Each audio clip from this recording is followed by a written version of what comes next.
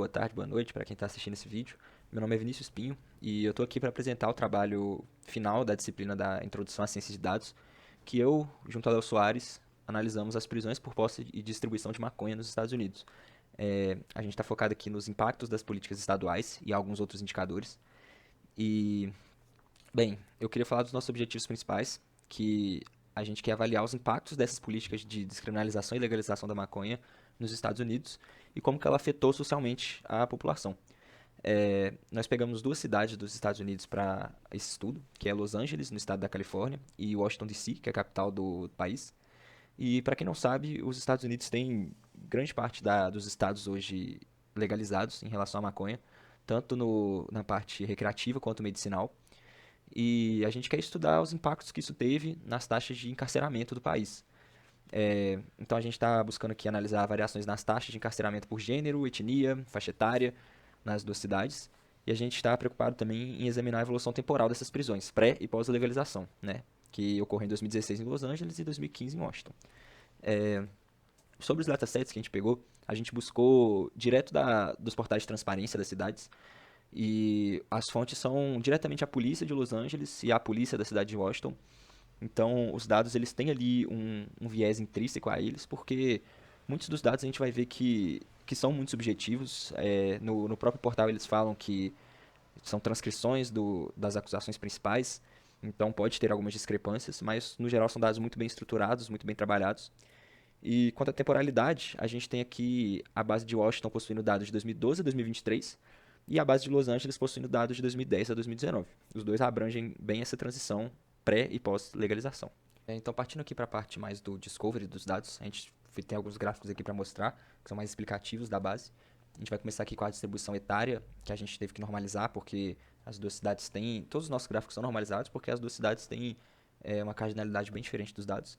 E a gente vê aqui que nas duas cidades a distribuição etária chegou no pico aqui ao redor dos 29, 30 anos. A gente tem uma cauda aqui para a esquerda na cidade de Los Angeles, porque tiveram algumas detenções de infantos juvenis, né, dos 11 aos 16 anos. Deixar claro também que o nosso dataset ele não contempla exatamente prisões, mas detenções. Né? A pessoa foi detida, foi levada para as autoridades, mas não necessariamente ela foi presa. Então por isso que tem essa parte aqui desses menores. Aqui a gente vê que em Colômbia isso não acontece, né? Eles focam aqui mais a partir da maioridade penal, que é os 21 anos. As distribuições por sexo, a gente vê que tem a predominância quase de 90% masculina, bem parecida para as duas cidades. Muitas poucas prisões femininas, mas bem parecida entre as duas, né? Então a gente vai entrar aqui numa parte que é um dos grandes focos do nosso estudo, que é a distribuição por etnia nas duas cidades. Então, olhando aqui, de cara a gente vê que tem uma discrepância muito grande entre as duas cidades e dentro das cidades entre as etnias, né? A gente vê que em Colômbia tem uma discrepância muito grande entre o número de negros que aparecem no dataset em relação aos brancos e aos outros que a gente agrupou. E é importante deixar claro que no próprio portal do dataset ele diz que esse dado não é tão confiável assim, porque quem classifica essa etnia da pessoa é o próprio policial na hora que ele dá a detenção. Então não é 100% confiável. A gente tem também uma falta dos hispânicos aqui na cidade de Los Angeles, na cidade da Colômbia, tanto por causa da demografia, mas por uma questão dos Estados Unidos, assim, que eles não consideravam hispânicos e latinos uma etnia oficial. Isso mudou recentemente e no próprio dataset de Los Angeles eles dizem que teve uma retificação para incluir esse grupo aqui. Né? Então a gente vê que Los Angeles é um pouco mais distribuído, mas com grande foco entre os hispânicos e os negros. Então, partindo para uma análise mais temporal agora, a gente vai analisar aqui as prisões relacionadas à maconha ao longo do tempo. A gente vê aqui que na Colômbia, essa barra que está pintada de verde foi o ano da descriminalização. E a gente vê que teve aí realmente uma queda muito grande, né, do número de prisão. Passou de 2.000 para 3.500 por ano, para uma taxa bem mais baixa ali, que beira os 1.000 no ano de 2018. E uma redução que é importante falar também, que foi nos anos da pandemia, 2020, 2021. É uma redução esperada, né? Depois a coisa foi voltando ao seu padrão. Em Los Angeles a gente tem uma situação um pouco diferente. A gente viu já que havia ocorrendo um decaimento do número de prisão. E isso pode dar um contexto mais sobre como foi a legalização nessa cidade, né? A gente vê que a descriminalização pode ter sido um espelho do que estava acontecendo na sociedade, né? E um pouco diferente do que pode ter ocorrido em Colômbia. Mas Claro, são tudo conjecturas, analisando os dados, né? Então, outro aspecto que foi interessante da gente olhar aqui foi a análise temporal de acordo com o tipo de acusação das prisões. Então, a gente tem aqui alguns códigos da polícia que tem uma descrição sobre por que aquela pessoa foi presa. E a gente tem aqui, antes da descriminalização, uma grande maioria que vinha aqui da posse por si só, uma outra parte que vinha em classificações de posse, né, 20 gramas ou menos, 20 gramas ou mais, e essa barra laranja é a posse com intenção de distribuir, né, que a gente fala aqui no Brasil. Então a gente pode ver que depois de 2016 as prisões por posse vieram a baixar muito, né, caindo a quase nível desconsiderável, assim, e as prisões por intenção de distribuir acabaram subindo nesse período. A gente vê que os dados param aqui em 2019, então a partir daqui eles zeram. Mas a gente vê que teve um impacto muito claro aí das políticas de legalização. Agora, analisando o gráfico de Washington, a gente tem aqui uma disparidade muito grande entre a prisão por posse e a prisão por intenção de distribuir. Quase todos eram presos por posse até o ano de 2015, que foi quando houve a legalização.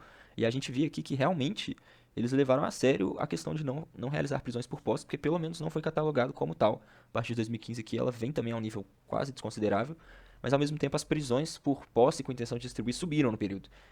Então, não se sabe se pode ser associado exatamente a essas prisões subirem pós-descriminalização, ou se foi um meio que eles encontraram ali para continuar prendendo uma parcela da população, né? Mas está bem salientado aqui a queda depois da descriminalização ocorreu e ocorreu mesmo.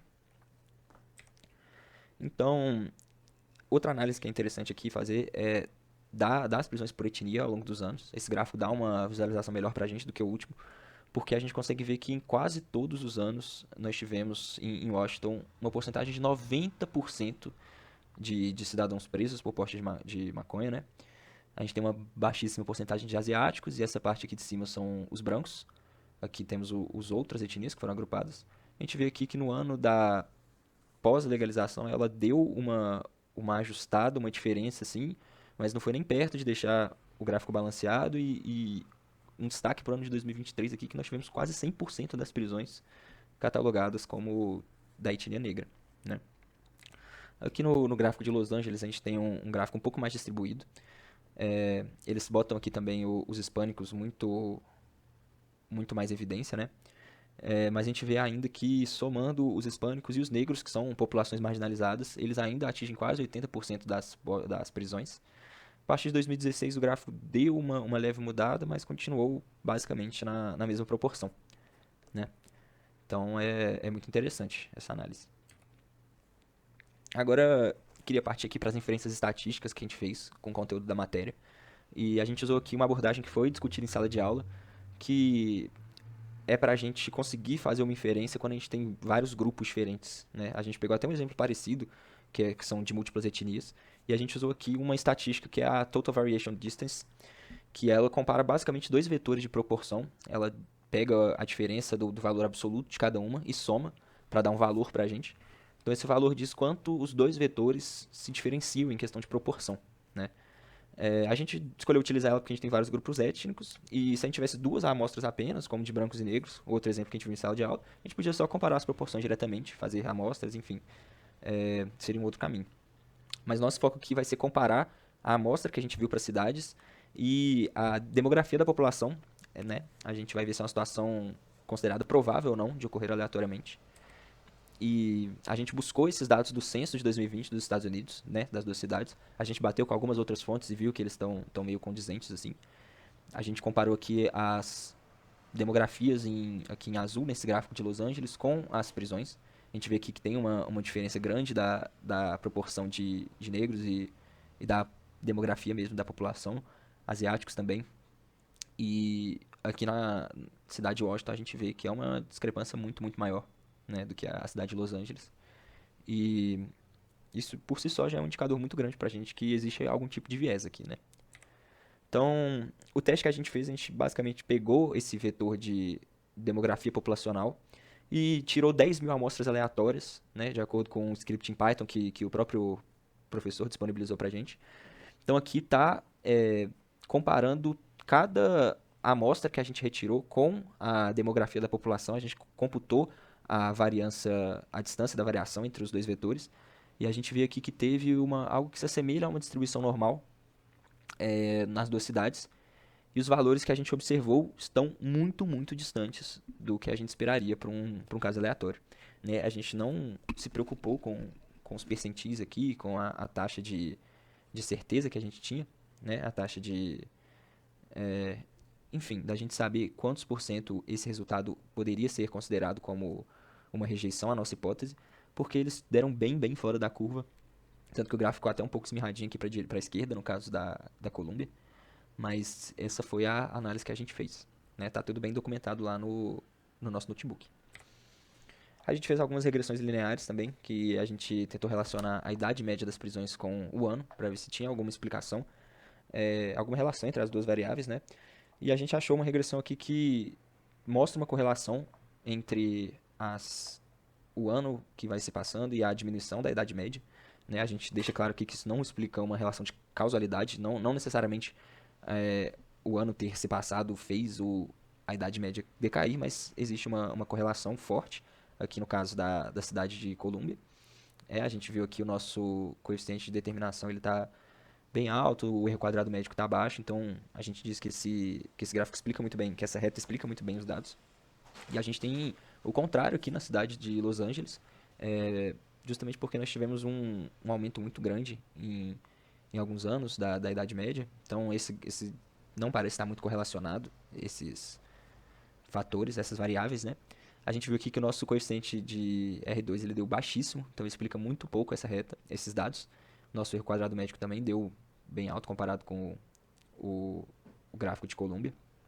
E isso indica que outros fatores além do ano, né, influenciam a idade média, é uma coisa a se esperar assim, mas é interessante ver essa diferença entre os dois gráficos, certo? Agora eu queria falar de um modelo de machine learning que a gente fez aqui. A gente utilizou uma metodologia de classificação por árvore de decisão, que a gente separou o nosso dado em 80% não catalogados e 20% catalogados, de acordo com as características da prisão, a gente tentar adivinhar se ela foi né, se ela foi pré-legalização ou pós-legalização. Né, de acordo com a descrição do crime, né, a gente vê que o próprio modelo ele classificou muito pela descrição da acusação, né, de posse, se ele acha que foi por posse, ele vem por um caminho, senão ele já pode cortar bem aqui na raiz. Aqui ele vai tentando destrinchar um pouco mais. Mas a gente fez essa separação dos dados em dados de treino de teste e rodou algumas iterações, os resultados ficaram muito parecidos, né? E a gente ficou bem feliz com os resultados, assim, ele foi bem assertivo. A gente conseguiu uma acurácia de 97% de acerto, né? Então, a gente vê aqui o nosso F1 score, ele tá com uma taxa bem elevada, assim. E a gente mostrou aqui para vocês também a matriz de confusão desse modelo. Então, a gente vê aqui que ele conseguiu acertar grande maioria das previsões, né? Depois da legalização. E depois da legalização, ele vê que ele pegou quase todos. Ele não teve nenhum erro que... Ele achou que uma prisão foi depois da legalização e, na verdade, ela foi antes, né? E, da mesma jeito, ele teve pouquíssimos erros aqui do contrário também, né? Então, foi um resultado aí que a gente ficou bem satisfeito. Agora, chegando na conclusão desse estudo, foi bem interessante conseguir mostrar esses fenômenos que a gente observa, né, de maneira estatística. A gente teve algumas descobertas aí que ficaram bem evidentes, que foi uma disparidade de encarceramento entre as duas cidades, né? Teve uma diferença sobre como a legalização afetou as prisões, a descrição das prisões, né? A gente vê um pouco de diferença tanto nas prisões de idade quanto etnia, tanto pela demografia da cidade e etc., mas há uma disparidade. A gente vê também os impactos da legalização muito claramente nas duas cidades, né? Tem mudanças abruptas nos gráficos de ambos os estados. E a gente vê que, no entanto, ela não alterou a disparidade étnica entre as prisões. A legalização, ela continuou tendo a mesma cara antes e depois nas prisões por etnia. Né? E é um tópico muito interessante a se abordar, que pode dar um outro vídeo inteiro aqui, mas eu acho que foi uma conclusão bem interessante também. E a gente viu, né, comprovou o viés étnico dessas prisões por testes de hipótese. E a gente viu que de maneira bem evidente o que a gente observou não pode ser explicado pelo acaso, né, considerando apenas a demografia da população. E aí os casos, as razões para isso fogem do escopo desse trabalho. Novamente dava um outro vídeo, vários estudos, já existem vários estudos sobre isso, porque isso acontece. Mas essa foi a nossa análise e a conclusão do nosso trabalho da disciplina. Muito obrigado por ter assistido até aqui e agradeço muito todo o suporte até então. Obrigado.